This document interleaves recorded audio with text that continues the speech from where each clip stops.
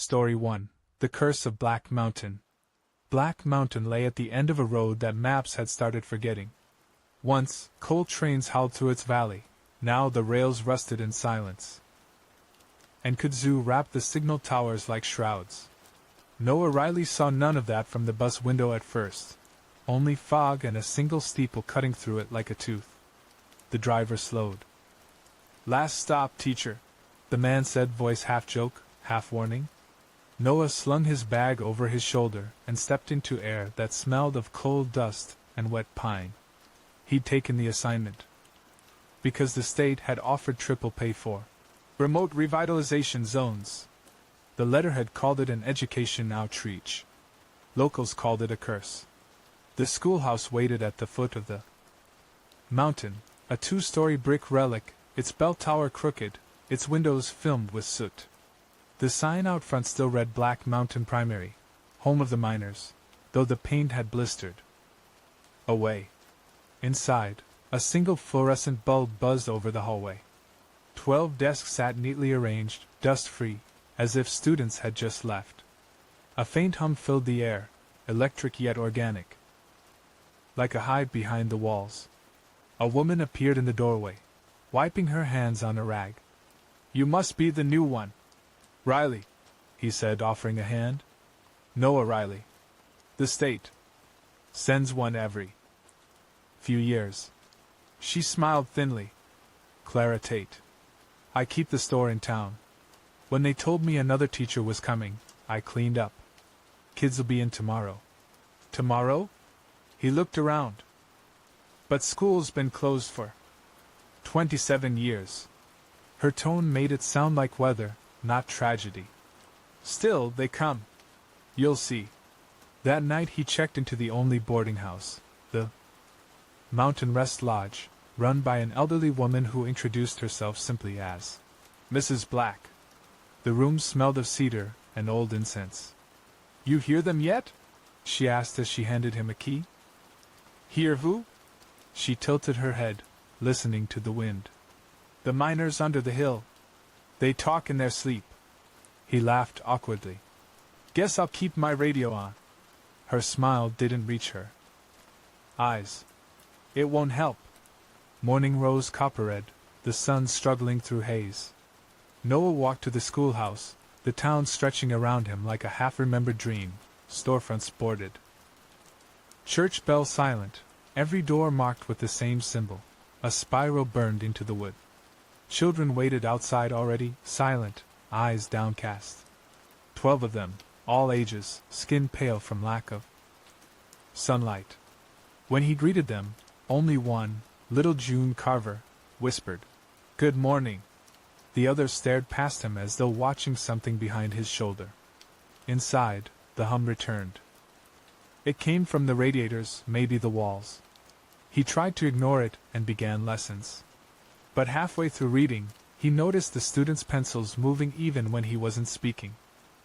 Lines of looping symbols filled their pages, spirals, sigils, a language not English. "Who taught you that?" he asked.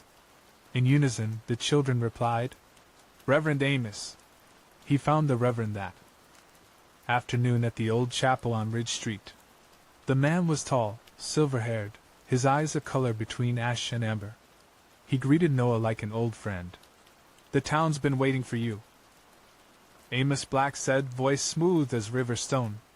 "Every teacher is chosen." "Chosen for what?" Amos smiled. "To bring light back to the mountain." He led Noah inside. The pews were gone, replaced by stone altars carved with swirling patterns.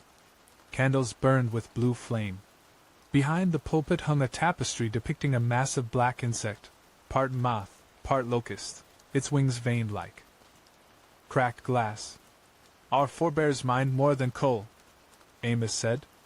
"They found the heart. It feeds, it binds. A drop of its venom, and you see the world as it truly is." Noah stepped back.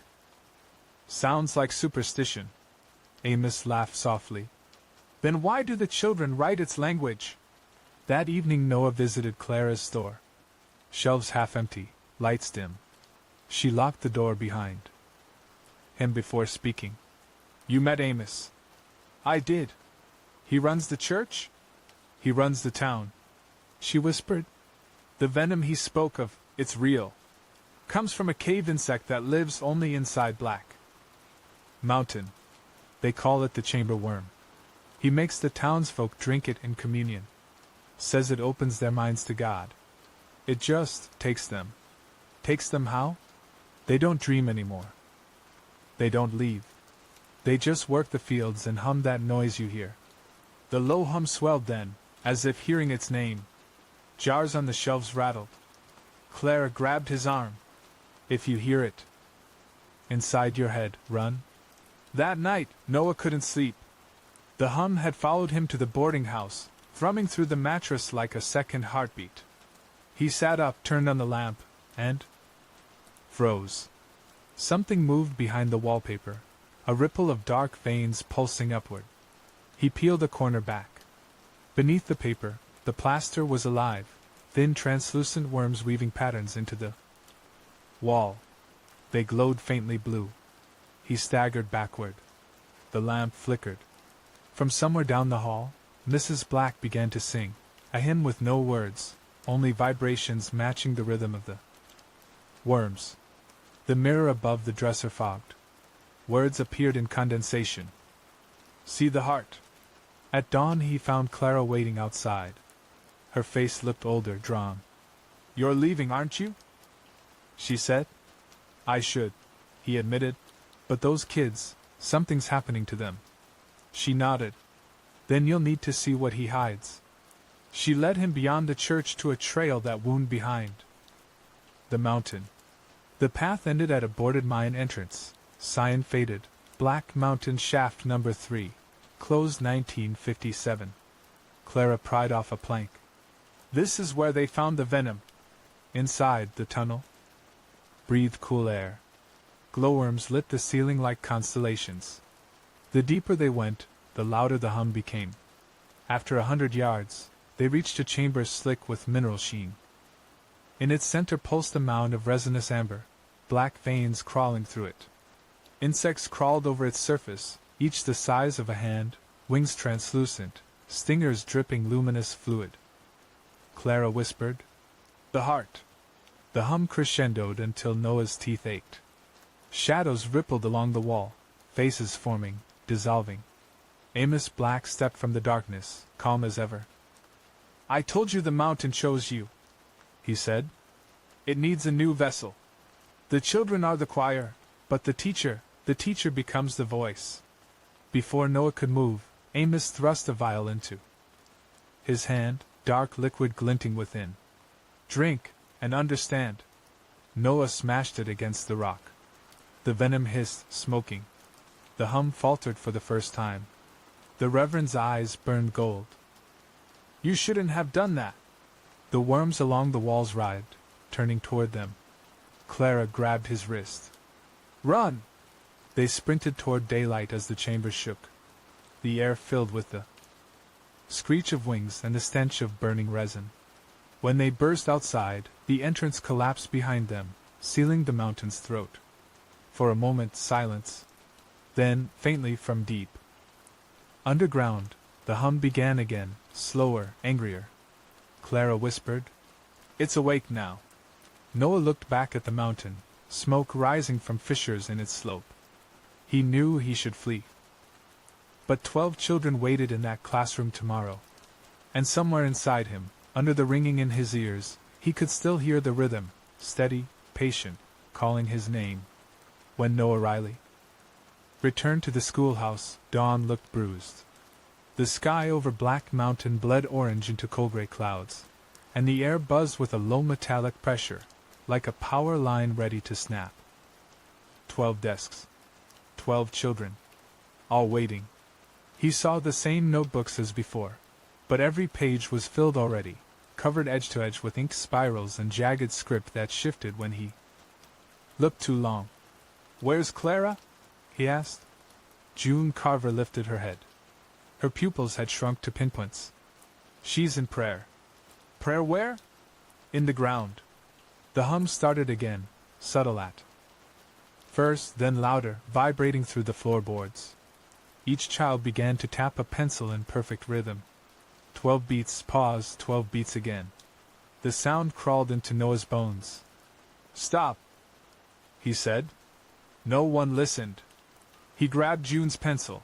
It was warm to the touch, pulsing faintly, as though filled with blood instead of graphite. The marks on her page writhed, rearranging into words. "The teacher will speak." The door opened. Reverend Amos Black entered wearing a coal dust robe. Sunlight, or something pretending to be it, followed him in narrow beams that refracted against his eyes. "Good morning, Brother Riley. I'm not your brother. But you are."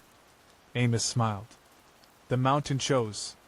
It sang your name through the children last night." He turned to the class. "Show him." Each child opened a palm. A dark dot sat at the center, glistening like ink. Noah recognized it. The venom Clara had described. "You drugged them." Amos laughed softly. "Communion is not a drug. It's revelation." Noah backed toward the door. "You're insane. Insanity is just seeing too much truth at once," Amos said. "Tonight we complete the cycle. The heart will rise again, and you'll be its voice." "What happened to Clara?" "Faith takes many forms." Amos nodded to June. The girl stood and walked to a cabinet at the front of the room. Inside lay a jar half filled with viscous amber fluid. Something moved inside it, pale, segmented, alive. "Her body returned to the heart," Amos whispered. "Her voice still serves." That night the entire town gathered for the Festival of Light. No signs, no tourists now, just locals moving in perfect unison toward the mine entrance Noah had collapsed yesterday. It was open again, breathing smoke and blue fire. He followed the procession from a distance, camera in hand, heart pounding. Lanterns glowed with insect light instead of flame. Children carried bowls of venom that steamed in the night air. Above them, the mountain slope pulsed like something alive beneath its skin. Inside the cavern, Amos stood before the amber mound they called the heart. It beat audibly now, slow, wet thuds. He raised his hands. "Tonight, we renew the covenant. Blood for voice, voice for breath." The crowd echoed him in unison, their voices merging into a low drone that vibrated the air.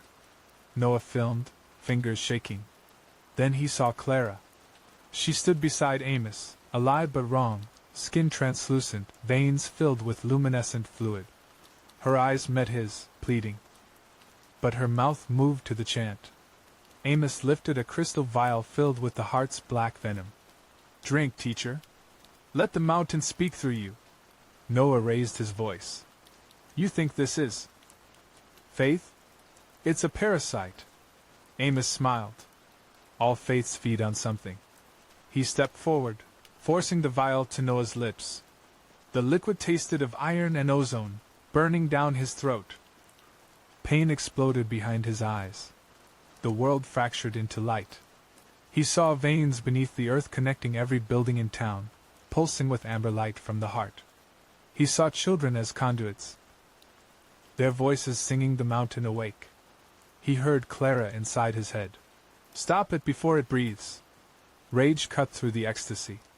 He grabbed a lantern from a child's hand and hurled it into the heart. The glass shattered. Fire licked across the amber surface. The hum rose to a scream. Amos shouted, "Blasphemy!" The flames spread. Blue light erupted from cracks in the resin, illuminating faces on its surface. Hundreds of them, miners, children, voices frozen in mid-prayer. They began to move, mouths opening, chanting one word in perfect unison. "Feed." The heart burst. Noah ran. Clara grabbed his arm. Together they stumbled through the tunnel as molten amber flooded behind them, carrying bodies and bones. The ceiling collapsed in thunder. When they reached the surface, the entire mountain was glowing from within, pulsing like a giant heartbeat. Clara fell to her knees.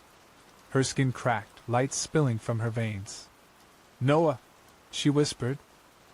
"It's inside me too." Before he could speak, She smiled weakly. Tell them the mountain still hungers. She collapsed as the light consumed her. When it faded, only ash remained. By morning, the mine mouth had sealed itself under tons of stone. The town stood silent, streets deserted, no voices from the church bell. The fog hung thick and gold-tinged. Noah walked through it like a ghost. He reached the schoolhouse. Empty desks. Notebooks blank. But on the chalkboard, written in fresh amber, "The heart lives in the teacher." He touched the chalk. It was warm. Outside. A low hum started again, this time from inside his own chest. He whispered, "No." The mountain whispered back, "Yes." Noah Riley awoke to silence so dense it felt like pressure. The mountain had stopped humming, but his chest hadn't. Each heartbeat carried a faint echo, not thump-thump, but two tones, one human, one deeper, slower, geological. He sat upright in the boarding-house bed. Mrs. Black's rocking chair in the corner creaked once, though no one sat in it. The walls still pulsed faintly beneath the wallpaper, veins of blue light tracing the plaster like capillaries. He pressed his palm to his sternum. Warm. Alive. Wrong. The heart lives in the teacher. The words from the chalkboard whispered through memory like infection. Outside, Black Mountain looked almost normal again, smoke cleared, sky washed clean. But the town had changed. Doors hung open. Curtains breathed though there was no wind. When he passed the diner, the cook stood motionless behind the counter, humming softly in that same subterranean key. Everywhere he went, the townsfolk moved slowly, rhythmically, as if sharing one heartbeat. Their eyes were filmed with a faint amber sheen. "Morning, Mr. Riley," one miner called, voice distant, echo-layered. Noah forced a nod and kept walking. The school bell rang. He entered the classroom. The children were already seated, still. 12 of them, though he swore some faces had changed. Their skin was dust-pale. Veins along their necks glowed faintly when they breathed. June Carver smiled. "We're ready for lesson 2. "What lesson?" She opened her notebook. Every page was blank except the first line. "We write in flesh now." Noah's pulse quickened. "Where's your chalk?" June lifted her left hand. Her fingertips split neatly, blood welling but not dripping.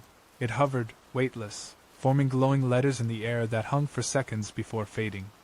Each child copied her gesture until the room filled with hovering amber script. He stumbled back. "Stop! You're hurting yourselves." They smiled in unison. "We don't hurt anymore. We sing." The hum returned, soft but growing. Dust drifted from the rafters like pollen. He bolted outside and nearly collided with Reverend Amos Black standing on the porch. The Reverend looked untouched, immaculate suit, steady smile, but the whites of his eyes shimmered gold. "Beautiful, isn't it?" Amos said. "The heart learned language through them. They're the first chorus. You're using them. I'm teaching them." He spread his arms. "Faith, Mr. Riley, is only devotion refined by hunger. What are you turning them into?" Amos's smile widened. "Messengers. When the heart speaks through flesh." The mountain walks again. Noah fled to Clara's store, though he knew she was gone. The place smelled of ash and honey. On the counter lay her old transistor radio, still powered somehow. He turned the dial. Static, then her voice. "Noah, if you hear this, the venom binds by reflection. Whatever you see in glass, that's where it roots. Break the mirrors before night." The radio crackled out. He turned. The shop's mirror behind him shimmered. His reflection didn't match. The other Noah smiled slowly, veins glowing like rivers. When it spoke, his throat vibrated. "In sync. We are ready to teach." He hurled a chair through the glass. The reflection burst into smoke. The hum faltered again, for a heartbeat. He ran toward the mines. If the heart lived inside him, he had to cut it out at the source, The old shaft gaped open once more, wind pouring from it like breath. The deeper he descended, the louder the whispers, voices overlapping, Clara, Amos. The children, all murmuring lessons from the same throat. Halfway down he found the tunnels carpeted in something new, pale threads that shimmered when stepped on, like fungal veins woven from light. They led to a cavern where 12 small shapes knelt in a circle. The children. But their skin was translucent now, ribcages faintly glowing around a central pulse. They sang in whispers that bent air. Their song matched his heartbeat. In the center stood Amos. No longer human, his torso open, ribs curled outward like roots, his heart a blazing amber core. "You came back," he said. Voice layered with dozens of others. "Good. The heart remembers its vessel." Noah staggered. "You said it chose me, not you." Amos laughed, a sound like shifting gravel. "It chose both. The teacher to carry the word, the preacher to carry the will." He raised his hands. Tendrils burst from the ground, wrapping Noah's wrists, burrowing heat into his veins. Pain flared. His pulse merged with the mountain's rhythm. "Listen," Amos whispered. "Do you hear the harmony?" Noah gritted his teeth. "All I hear is control." A memory flashed, Clara's last words. "Tell them the mountain still hungers." He realized hunger meant dependence. Cut the feeding, and maybe the heart would starve. He reached into his pocket, the matchbox from Clara's store. Her handwriting scrawled across it, "Light ends faith." Noah struck every match at once. Fire roared up his sleeve, licking the roots around his wrists. The tendrils shrieked like living things. He lunged toward Amos, grabbing the glowing heart in the preacher's chest. Heat seared his palms, but he didn't let go. Amos screamed. The mountain screamed with him. Light exploded. When the smoke cleared, Noah lay on the cavern floor. The roots had turned to ash. The children were gone, no bodies, no bones. Only 12 faint silhouettes burned into the rock like shadows after a blast. He crawled toward the surface.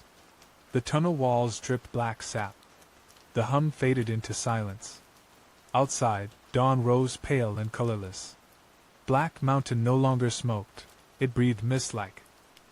A sleeper sighing. Noah looked at his hands. The burns had healed already, skin smooth but vein faint gold. He heard whispers, soft, distant, childlike, inside his skull. "Teacher, we learn through you now." He fell to his knees. The soil beneath him pulsed once, faintly. 2 weeks later, state inspectors reached Black Mountain. They found no residents, just empty houses. Every mirror shattered, and a faint hum underfoot. In the old schoolhouse, the chalkboard carried one fresh sentence. Class dismissed. The investigator who wrote the report later resigned. He claimed he could hear children's laughter in his radio static at night, and that his heart sometimes skipped in triplets. Far away, in Knoxville, a new teacher named Noah R. applied for a substitute position. He smiled kindly, spoke softly, and never removed his gloves. His students said he always knew their answers before they raised their hands. Sometimes, when the classroom grew very quiet, the walls seemed to hum in rhythm with his breathing. And beneath his sleeve, faint light pulsed, steady, patient, remembering. The mountain slept. Or pretended to. From afar. Black Mountain looked harmless again, a line of blue shadow among the Appalachians. The mine entrances were sealed. The town was officially uninhabited, but those who hiked too close swore they could hear faint music underfoot, 12 notes repeating endlessly, like children singing a hymn. Noah Riley knew the melody by heart. He lived in Knoxville now. New name. New life. He taught literature at a quiet high school, kept his gloves on, stayed polite, and never stayed after dark. His heart still beat wrong, every second throb followed by a smaller, slower echo. Like a mountain answering. Sometimes the intercom crackled during roll call, whispering his own voice back at him. Present. He pretended not to notice. But the dreams were harder to ignore. Each night he saw Clara standing at the ridge, eyes glowing faint gold. She would point at the horizon, at something growing beneath the earth. "You burn the heart," she'd whisper. But the roots stayed. He'd wake drenched in sweat, the taste of ash in his mouth. Then the humming began again. At first it was subtle, air vents vibrating in time with his pulse. Streetlights flickering when he passed. Then the students started complaining. "Mr. Riley," June Carver said one morning, the same June, older but unchanged, seated in the front row. "Can you make them stop whispering?" He froze. "Who?" "The ones under the floor." He dropped his chalk. When it hit the tile, the hum surged loud enough for everyone to hear. The fluorescent lights dimmed. Then flared bright amber. Every student's eyes glowed for a heartbeat, then went back to normal. Noah's chest tightened. "Class dismissed," he whispered. That night he drove west without plan or destination. Rain sheeted across the windshield. The radio cycled between static and faint childlike voices. At a gas station outside Asheville, the attendant recognized him from an old photo. Clipped to the register. "Hey, you're that teacher from Black Mountain, ain't ya?" Noah froze mid-payment. "That place burned down." The attendant chuckled. "Sure did. Funny thing. Though, folks say they still get power readings from that ridge. Like something's still running under there." Noah left without his change. By dawn, fog swallowed the highway. The GPS failed. And when visibility cleared, he realized he was already at the base of the mountain again. No road signs. No houses. Just the old mine road and a new smell in the air, wet soil and faint honey. He stepped out of the car. The hum underfoot matched his heartbeat again. He whispered, "What do you want from me?" The mountain answered in a voice made of wind and memory. "To come home." The forest reclaimed what fire had taken. Trees sprouted from collapsed roofs, and moss glowed faintly even in shadow. He followed the sound toward the old schoolhouse. Its roof had caved in.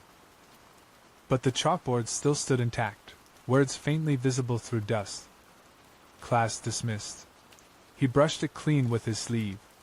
More writing appeared beneath, written in amber resin instead of chalk.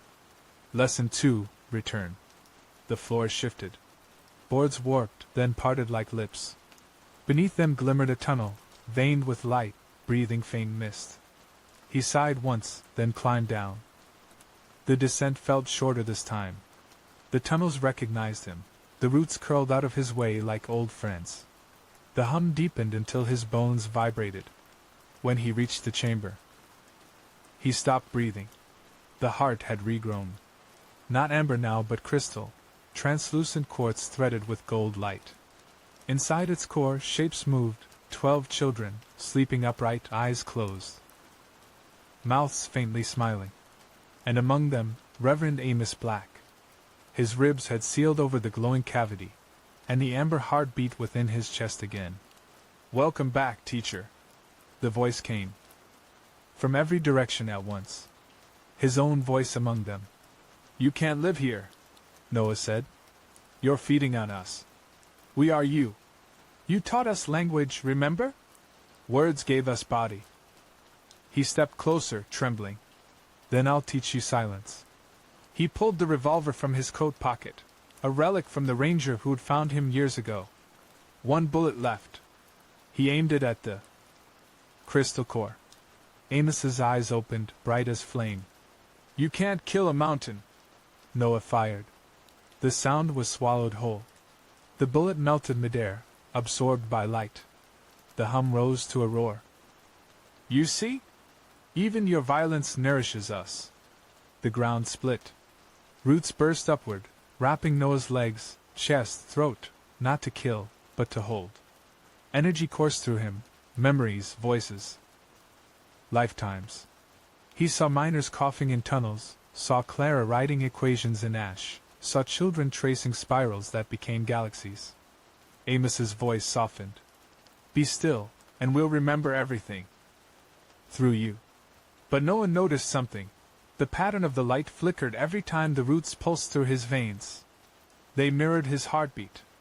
He was the rhythm holding it together. If he stopped, so would it. He inhaled once, deeply. Then remember this. He pressed the barrel under his chin and pulled the trigger. Silence. For the first time in centuries. The mountain was truly quiet. The crystal dimmed. The roots stopped moving. The children's eyes closed completely, and the light drained from their veins. Amos Black's face froze mid-smile. Amber eyes turning to stone. Then, slowly, the mountain exhaled, a long, low sigh that sent birds scattering from miles away. Weeks later, rescue teams found nothing alive in Black Mountain. They found no Noah Riley, either. Only his revolver and 12 small desks buried under quartz dust. The final report listed geological collapse due to subsurface gas pockets. The file was closed. Archived, forgotten. But hikers still tell stories. On foggy mornings, when mist creeps down from the ridges, you can hear faint voices whispering underfoot. Sometimes the air hums softly in perfect rhythm with your heart. And if you listen too long, you might hear a man's voice, calm, tired, kind, say, Lesson 3, Silence. A year later, the Knoxville High School installed a new science wing. Construction workers drilling foundation hit a vein of strange amber quartz that pulsed faintly under artificial light. They sealed it and paved over it. The next semester, students reported hearing faint humming in the walls. No one believed them. Until the PA system turned on by itself one morning and whispered in 12 overlapping voices. The mountain remembers. Story 2, Shadows of the Smoky Ridge. Pisgah National Forest breathed like a sleeping animal, fog moving in and out of its lungs, rain whispering through endless spruce. By dusk the mountains vanished completely, leaving only sound, dripping leaves, wind through pine needles, the faint crackle of a radio struggling to stay alive. Lydia Brooks adjusted the dial. Base, this is Unit 5. Visibility under 10 feet. Any update on the Vance twins? Static answered, then a thin voice. Last known near Looking Glass Rock. Locals say they were looking for a cemetery that isn't there. Lydia exhaled, wiped condensation from the windshield. Beside her, rookie ranger Evan Cole scanned the dark tree line. They're 80 years old. What were they doing out here in a storm? Same thing everyone does in Pisgah, she said. Looking for something that won't be found. The trail had disappeared behind them within minutes. Fog pressed in heavy, each step muffled. Evan kept his flashlight high, beam bouncing off mist like snow. You believe that stuff the locals say? He asked. The wraith in the fog? Lydia snorted. Locals say a lot of things. Mostly to keep tourists off unmarked trails. But she did believe, at least enough to keep a bundle of sage in her pocket, dried and cracked from years of use. Her grandmother had carried the same. Back when Pisgah was still Cherokee land and the fog was called the Breathe Between. Evan lagged behind. Hold up. Footprints. 2 sets of bare prints in the mud, side by side, heading uphill. Child small. Lydia crouched. No way they could walk barefoot in this cold. The prints ended suddenly at a clearing. In the center stood a twig figure the height of a man, arms outstretched. Head woven from vine and bone. Fog curled through its ribcage like breath. Evan swallowed. What the hell is that? Marker. Lydia checked her compass. The needle spun in circles. Someone's telling us we're close. They followed a narrow creek bed until the trees opened to reveal a stone obelisk half buried in ferns. Spirals covered its surface, carved deep and precise. Lydia brushed moss away and read the inscription faint beneath. Do not reflect the wraith. Evan raised his camera. Gotta document this. Before she could stop him, the flash fired. Fog shuddered. For an instant the entire forest seemed to inhale. Then from somewhere downslope came a low moan, half wind, half voice. Evan's radio crackled. Unit 5, leave the ridge. Then. Static. Lydia grabbed his arm. Turn off that light. Now. The fog moved, slow, purposeful, forming shapes that almost resembled figures walking. At their feet, footprints appeared fresh, spreading toward them. They retreated to a cabin listed on the old map, a fire watch hut from the 50s, half rotted. Inside, they built a small fire, light flickering against fog that pressed at the windows like fingers. Evan checked his camera.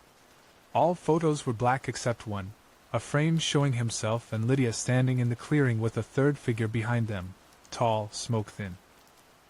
Face a blur. That wasn't there, he whispered. Lydia took the camera and removed the batteries. Don't give it mirrors. Don't give it light. Outside, something scraped along the wall. A wet dragging sound. The fire dimmed as though suffocated. Evan peeked through the window. Two pale faces stared back, an old man and woman, hands pressed to the glass. The Vance twins? He gasped. Lydia shook her head. No. They died 20 years ago. The window fogged. Words etched themselves from inside. Look behind. He turned. Nothing. Then the room tilted, colors bleeding from wood to ash. The fog flowed through the cracks in the door like water. Lydia threw sage into the fire. Flames flared green. For a moment, the figure in the fog became visible, a towering shape woven of mist and thread. Its face was Evan's own. He stumbled back. I'm seeing myself. Don't look, she snapped. Once it knows your shape, it can wear you. The figure mimicked his movements, reaching toward the window glass. Cracks spidered across it like ice. Evan covered his eyes. Lydia, what do we do? She drew her grandmother's lighter, clicked it once, and threw it into the fire. The cabin blazed, fog recoiling. Run! They burst into rain, ash swirling behind. The fog chased them down slope, tendrils snatching at branches. Evan's radio burst alive again, his own voice pleading. Help me, please, I'm still inside. He froze. I didn't say that. Keep moving. Lydia dragged him forward until the trees thinned. Ahead, a ranger jeep idled, lights cutting through mist. Relief flooded her, until she saw the driver. It was Evan. He sat behind the wheel, expression blank, hands folded. The radio on his dashboard whispered, Unit 5, status check. Lydia stared from the Evan beside her to the Evan in the jeep.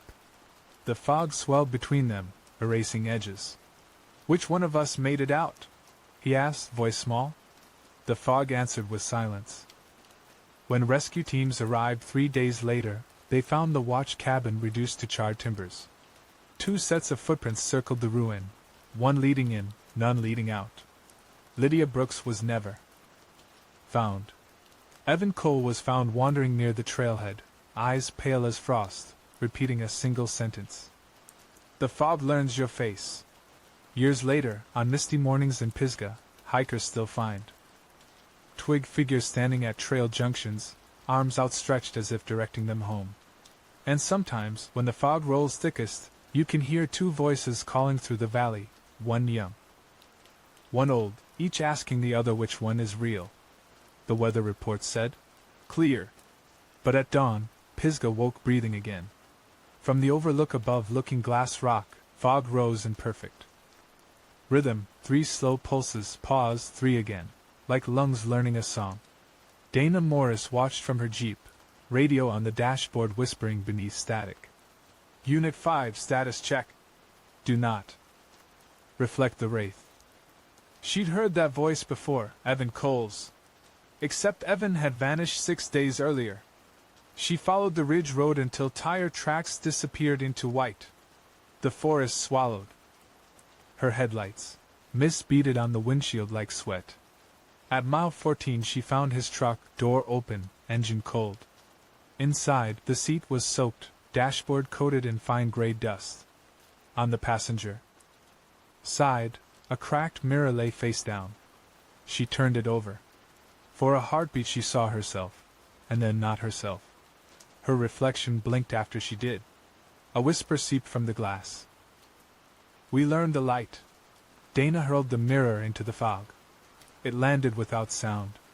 Her radio crackled to life. "Morris, you there?" It was dispatch, but layered, doubled, one-tone human. One hollow. She grabbed the mic. "Copy. I found Unit 5's vehicle. Then you found yourself." The radio shrieked. Every gauge needle spun. Fog poured through the air vents, cold and sweet-smelling. Dana fled into the woods. The forest was silent except for a faint ticking, like dripping water turned mechanical. She followed it downhill until she reached the creek bed where Evan's last coordinates had been logged. The fog there had color, silver shot with pale green. Threads of it twined between trees, pulsing faintly, forming shapes almost human. She whispered, "Evan?" One of the shapes turned. His outline emerged, faint, transparent, but his face calm. "You came back," he said. His voice wasn't echoing anymore. It was the echo. The fog remembers the ones who listen. "I came to take you home. You can't. I'm what's left when memory breathes." He raised a hand, palm outward. Inside it glowed a spiral of light. The wraith was never a monster, he said softly. It was the mountain learning to inhale. She stepped closer. "Then what am I hearing on the radio? What's killing the signals?" "The silence between words," he replied. "It's hungry." The fog thickened. Behind him, hundreds of pale faces flickered. Lydia, the Vance twins, hikers, children, each mouthing her own breath. "They want to live again," Evan said. "Through sound, through reflection. Every voice you record, every mirror you polish, it's a doorway." Dana's throat tightened. "Then I'll shut the door." She pulled the flare gun from her belt and fired into the canopy. Red light split the fog. For one instant, all the faces screamed in unison. The air itself recoiled. Wind tore through the trees like thunder. When the light faded, the clearing was empty. Back at base, equipment exploded with activity, monitors lighting, recorders spinning, speakers hissing. Through every channel came the same phrase, hundreds of overlapping voices.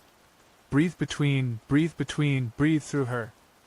Dana's reflection on the dark screen blinked, once late, then twice faster than she could. She smashed the monitor with her flashlight. The sound stopped. Only her own ragged breathing remained. She tried to leave that night, but every road turned back toward Pisgah. The fog thickened until the world reduced to 5 feet of vision. Inside that circle of light, her own shadow moved wrong, half a second delayed, lips parting when hers closed. She whispered, "What do you want?" The shadow's voice came from inside her. "Ears. To finish the breath." When dawn broke, she climbed to the overlook again. Below, the fog pooled in the valley like milk, rippling toward the rock face of Looking Glass Mountain. Then she realized it wasn't fog at all. It was water vapor reflecting sky. A mirror. The largest one she'd ever seen. She understood. The mountain itself had become its reflection. Evan stood beside her suddenly, solid as a man. "You can end it," he said. "Break the reflection." "How?" "Don't let it breathe through you." He held out the cracked mirror she'd thrown away earlier. Its surface shimmered with trapped light. She saw her face, then his, then Lydia's, all layered in one image. "Smash it," he whispered. She hurled the mirror into the valley. It fell in slow motion, catching sunlight. When it hit the mirrored fog, the world inverted, sky below, ground above, and the sound of wind turned into a vast, shuddering inhalation. Everything froze. Then the mountain exhaled. The blast stripped leaves for miles. Fog blew apart in a single wave, revealing ridges clean and blue. The echo died with the wind. When silence settled, Dana stood alone on the overlook, ears ringing. No Evan. No whisper. Just the smell of rain and burning sage. She looked down. In the soil at her boots lay the shattered mirror, edges blackened. Each shard reflected a different sky, one sunrise, one midnight, one storm. None matched the real one above. She whispered, breath between. The shards turned gray and crumbled to dust. Months later, Pisgah reopened. Visitors called it reborn. Trees greener than before, streams running clear. But rangers noticed something odd. Weather stations reported faint human breath noises. In their microphones when fog rolled in, perfectly in sync with the wind. Dana never returned to duty. She sent one final email to headquarters before disappearing from her home in Asheville. Subject: Final report, Pisgah anomaly. The fog isn't haunting us. It's copying us. If the mountain ever breathes again, don't answer. Her jeep was found abandoned near the overlook. On the windshield dew-formed words that evaporated with sunrise. We remember through air. Epilogue. Each autumn, when mist curls through the smoky ridge, you can still hear two breaths. Overlapping, one human, one hollow. If you speak aloud in that fog, your echo answers too quickly. That's when you know you've stepped into the breathe between. And if you're wise, you'll hold your breath until the mountain exhales again.